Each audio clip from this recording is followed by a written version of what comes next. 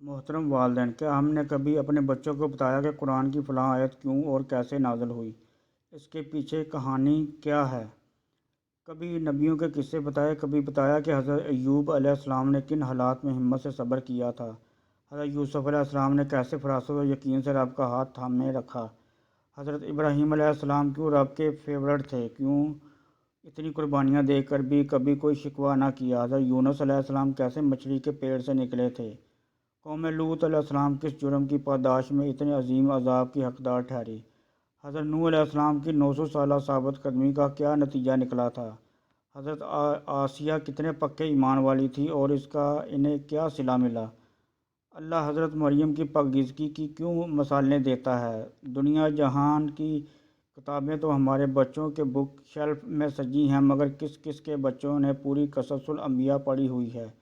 ہم بچوں کے نام تو شوق سے فاطمہ، ابراہیم، موسیٰ، بلال، مریم، ختیجہ اور اسماعیل رکھ دیتے ہیں اور سمجھتے ہیں کہ ہمارا فرض پورا ہو گیا، اب ہمارے بچے خود بخود نیک بن جائیں گے، مگر یہ بچے ہمارے لیے یہ کیسے صدقہ جاریہ بنیں گے؟ کبھی قاری کے حوالے کرنے کے بجائے ہم نے خود ان کو قرآن پڑھانے کی کوشش کی ہے، قرآن کا ترجمہ پڑھایا ہے، بتایا ہے کہ اللہ اپنی کتاب میں کہتا کیا ہے، ہمارے بچوں میں کردار کی وہ اعلیٰ خوبیاں کیسے پیدا ہوئیں جو ہمارے جلیل القدر صحابہ، اولیاء اور انبیاء میں تھیں، حضرت ابوبکر صدیق رضی اللہ تعالیٰ عنہ کی نرم دلی، سخاوت، وفا شاری اور وفاداری، حضرت عمر فاروق رضی اللہ تعالیٰ عنہ کی اعلیٰ کرداری اور عدل و انصاف،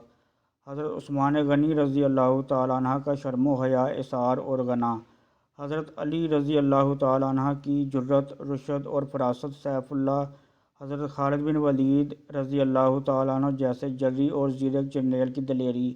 حضرت ختیجہ رضی اللہ تعالیٰ عنہ کی وفاداری اور خدمت گزاری، حضرت بلال رضی اللہ تعالیٰ عنہ کی قربانیاں اور ثابت قدمی، حضرت فاطمہ رضی اللہ تعالیٰ عنہ کا اپنے والد کے لیے پیار اور ادب و احترام، محمد بن قاسم اور صلاح الدین ایوبی رضی اللہ تعالیٰ عنہ کی جرأت مندی اور بہادری، حضرت انس رضی اللہ تعالیٰ عنہ اور حضرت عائشہ رضی اللہ تعالیٰ عنہ کی علم سے محبت، کتنے ہی ان گنت نام ہیں اور یہی مسلم ہیروز ہیں جن کی سچی داستانیں کردار و اخلاق کی بلندیوں پر لے کر جاتی ہیں، نہ کہ نیٹ فلکس، یوٹیوب اور سوشل میڈیا پر گزارا وقت اور آوارہ گردیاں، اس سے پہلے کہ سوشل میڈیا اور موبائل فون کا یہ فتنہ ہماری نسلوں کو لے ڈوبے، ابھی بھی وقت ہے، اس سے مکمل نجات تو شاید اب ممکن نہیں، مگر اس سوشل میڈیا کا مثبت استعمال خود بھی کریں اور بچوں سے بھی کروائیں۔